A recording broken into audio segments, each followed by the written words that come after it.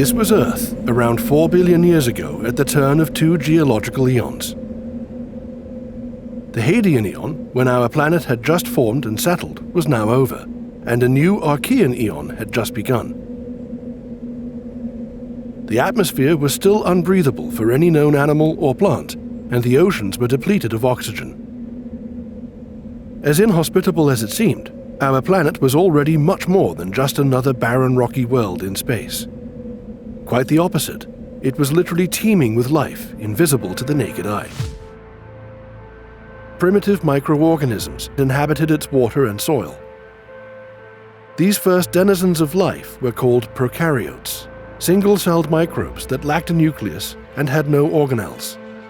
They were primitive, but by no means simple. Prokaryotes possessed all of the features that are required to fall under the definition of life. They were autonomous, completely self-sustained, and not dependent on other organisms. They were also metabolizing, or simply consuming chemicals and transforming them into energy for their bodies. Finally, prokaryotes were complex in their organization, able to evolve, develop, and most importantly, reproduce.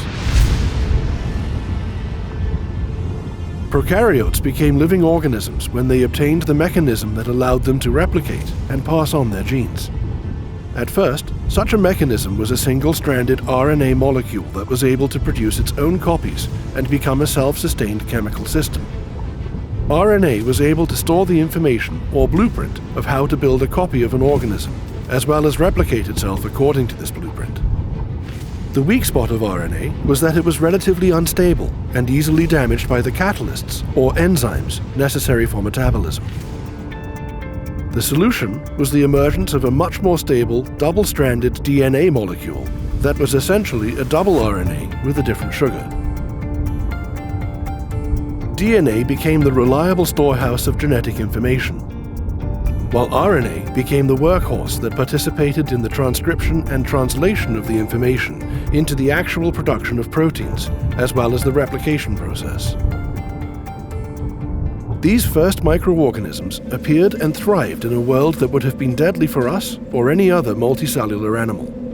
They survived on the chemical nutrients in anoxic environments and were likely resistant to the deadly ultraviolet radiation coming from the sun, with no ozone layer in the atmosphere to block it.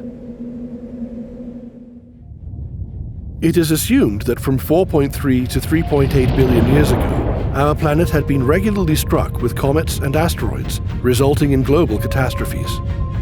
This hypothetical long-lasting disaster, called the Late Heavy Bombardment event, was caused by orbital swings of giant gaseous planets. Some of the asteroids are believed to have been 3 or even 500 kilometers in diameter.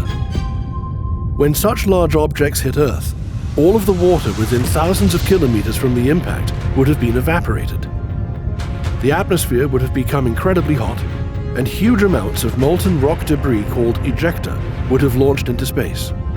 This would have been followed by giant tsunamis spreading away from ground zero. Shortly after the impact, ejecta would have fallen back to Earth as an intense, fiery rock shower.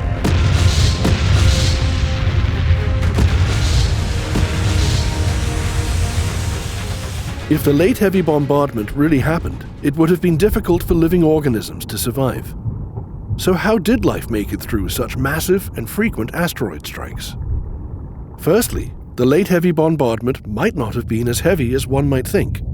Large asteroids probably hit our planet more often than usual, but the intervals between the catastrophes were tens of thousands or even a few million years. Life would have had time to recover. Secondly, even when a massive asteroid 500 kilometers across plummeted into Earth, only half of the planet would have been directly affected. The ocean would have boiled and evaporated on one hemisphere, but the other hemisphere would have remained a safe place for microbes. In addition, those microbes most likely populated the soil a kilometer or more beneath the surface, where they would have hardly noticed any disturbance above them. Even today, microbial underground communities comprise 70% of all bacteria and archaea that live on Earth, and their mass exceeds the mass of the entire human population by 400 times. Thirdly, recent research has shown that the late heavy bombardment might not have occurred at all. It's possible that there was only one heavy bombardment that happened during the formation of the solar system, and it ended quite early, before 4.48 billion years ago. This would have allowed life to begin even earlier than previously thought, perhaps more than 4 billion years ago. When we look at the Moon's surface, we see a great number of giant impact craters made by asteroids in the past. Some of these craters, for example the one called the Imbrium Basin, are over 1,000 kilometers in diameter, meaning that the asteroids that made them were at least 250 kilometers wide. If the Moon was intensively bombarded by large objects in the past, so must have been Earth. But when, and for how long? Was it a gradual process that started at the dawn of the solar system's formation and lasted until present? Or was it a catastrophic event when multiple asteroids hit the planets of the inner solar system at the same time? It seemed as though the analysis of the rocks from the Moon brought to Earth during the Apollo missions revealed the answer. When samples of the lunar impact melts were studied and dated, they showed that a huge impact happened between 3.8 and 4.1 billion years ago. This meant that at the same time, a large number of asteroids must have hit Earth as well. Given that it is generally assumed that by that time life on Earth had already emerged, it became hard to imagine how it managed to survive such a catastrophe. Scientists gave this event a name, the Late Heavy Bombardment, or LHB for short, because it happened relatively late in the formation process of our solar system. But why did it happen? From the beginning, the most obvious suspects to blame were the gas giants, Jupiter, Saturn, Uranus, and Neptune. There were different hypotheses as to how exactly these planets wreaked such havoc, but here is an interesting one called the Grand Tack hypothesis. Its name comes from nautical terminology, where the word tacking means the constant changing of directions of a sailboat while traveling against the wind. In this case, tacking is applied to the planets, and to Jupiter in particular. The hypothesis goes like this. When the planets of the solar system were almost completely formed, the initial collisions between the planetesimals and asteroids came to an end. The leftover debris was pushed out to the remote outer orbits, and things calmed down. But not for long.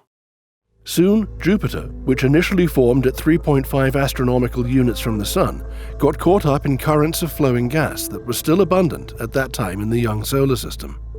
It then started to migrate inward, towards the Sun. As Jupiter migrated, Saturn followed right behind. By the time Jupiter reached the 1.5 astronomical units point, it captured Saturn in an orbital resonance. While Jupiter made 3 circles around the Sun, Saturn made 2, affecting Jupiter with its gravity. In the meantime, the gas in between the two planets had expelled. As a result, both gas giants stopped their migration towards the Sun and reversed their direction of travel, starting to move away from the center of the solar system until Jupiter ended up at its current orbit of 5.2 astronomical units, and Saturn at 7. It is thought that in the beginning, Uranus was the most distant planet of the solar system, while Neptune formed between Saturn and Uranus. The gravitational disturbance caused by the dance of Jupiter and Saturn switched the orbits of Uranus and Neptune, having thrown the latter right into the peripheral ring of rocky and icy leftovers that remained after the solar system's formation. Neptune started orbiting among these rocks, throwing them in different directions, like a snowplow. This is how the multitudes of comets and asteroids from the edges of the solar system ended up heading towards the inner planets, including Earth, and eventually colliding with them. The Grand Tack hypothesis had its strengths and weaknesses in its attempt to explain the formation of the solar system as we observe it today. Until recently, it also helped to explain the late heavy bombardment event that was said to have occurred as a result of the gas giant's orbital swings. But there came another, even more plausible model of the solar system's formation that was called the early instability hypothesis. It implies that at the time the planets were just forming from the protoplanetary disk, the orbits of the planetesimals were highly unstable. The gas giants formed first, followed by the rocky inner planets.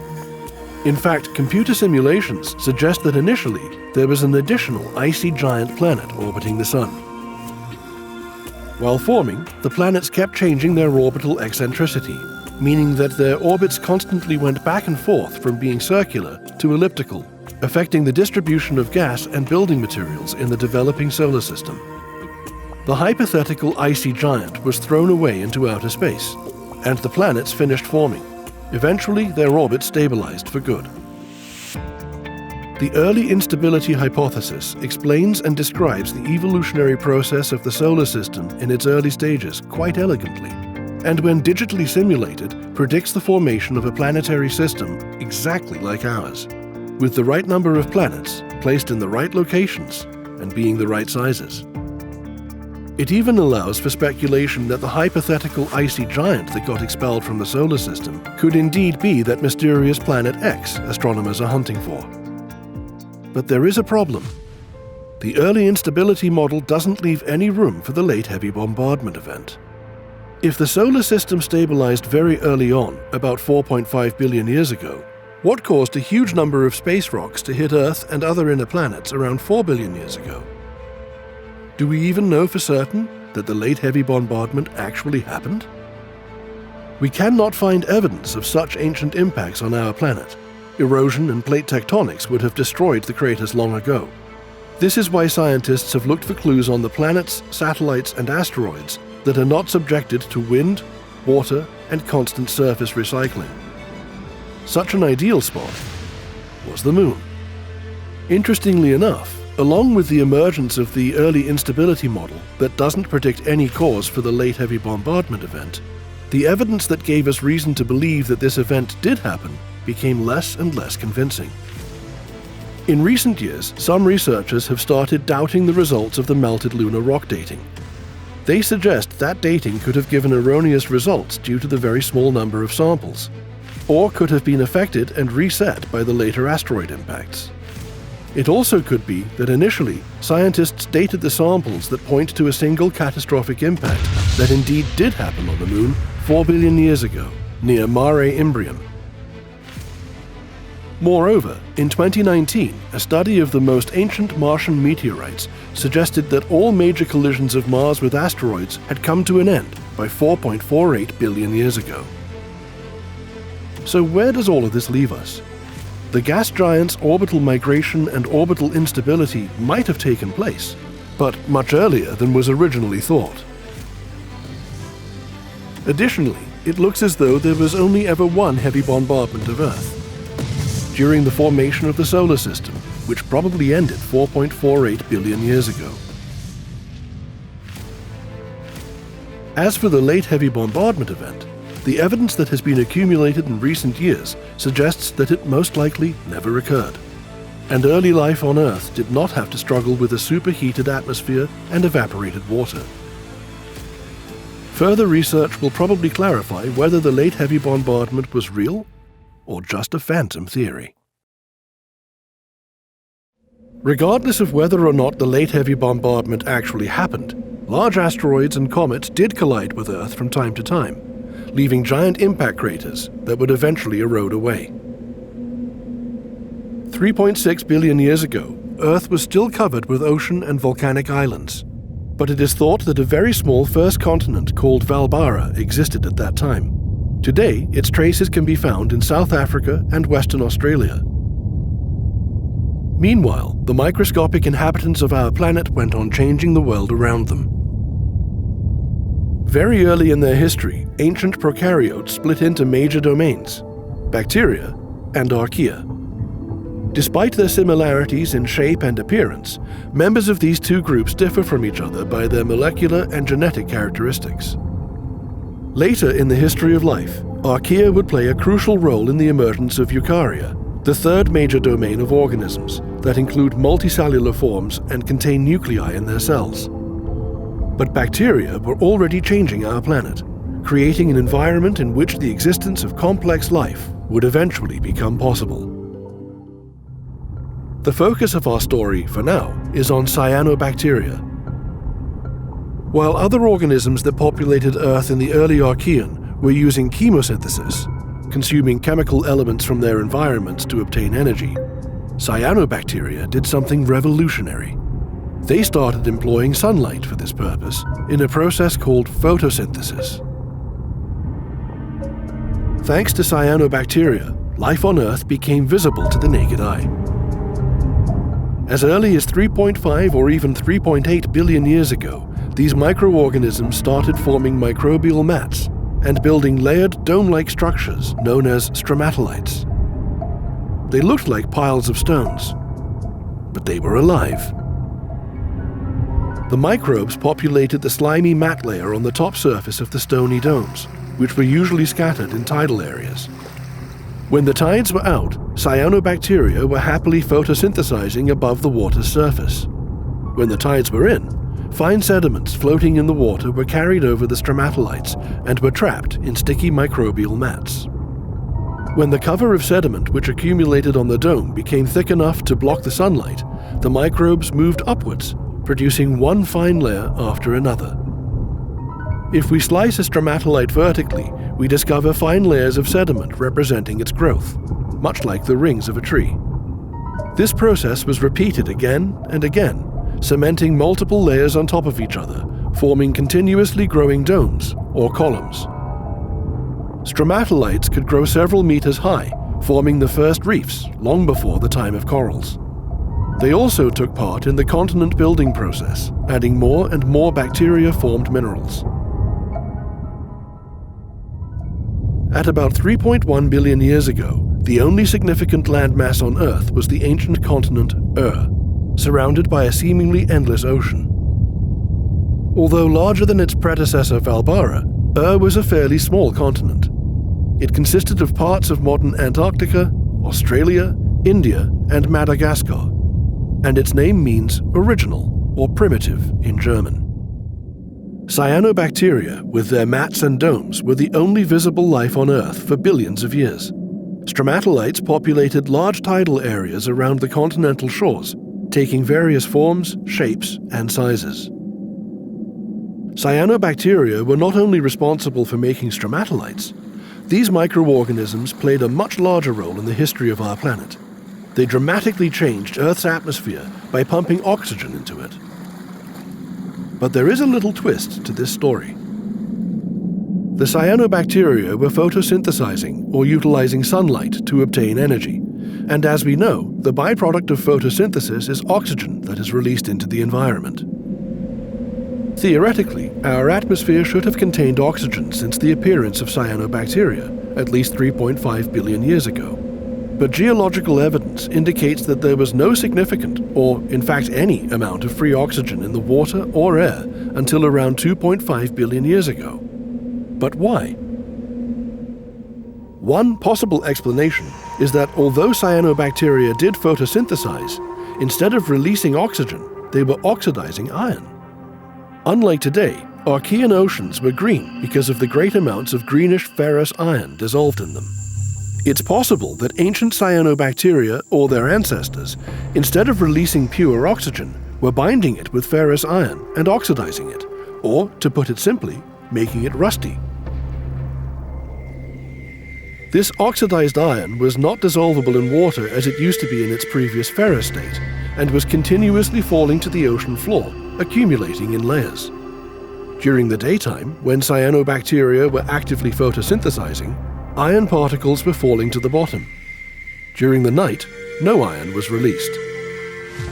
Indeed, all over the world, geologists find vast formations where layers of iron oxides alternate with shales and cherts that were accumulated during the Archean times from about 3.5 to 2.5 billion years ago. These layered iron deposits are called banded iron formations, or BIFs. Today, banded iron formations are the major source for mining iron ore, which is used to produce steel. It's incredible to think that everything made of steel, from kitchen appliances to the cars we drive, is a byproduct of photosynthesizing ancient bacteria that lived and produced iron oxide billions of years ago. In the late Archean Eon, 2.5 billion years ago, banded iron formations were deposited less intensively, and free oxygen started to accumulate in the water and the atmosphere. 2.4 billion years ago, the levels of oxygen on Earth started to rise so fast, in geological terms, that scientists called this process the Great Oxidation or Oxygenation event. But why did cyanobacteria stop producing iron and start releasing oxygen? The answer is quite simple.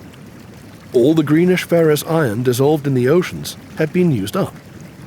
When there was nothing remaining to oxidize, photosynthesizing organisms were left with no other option but to release free oxygen into the environment as the byproduct.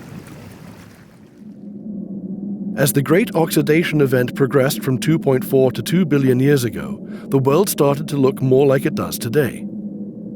The planet began forming a protective ozone layer in its atmosphere that blocked the sun's ultraviolet radiation, which was deadly for any form of complex life. The oceans turned from greenish to blue as they lost all of their ferrous iron. For the first time, the sky was deprived of its otherworldly reddish hues and also became blue.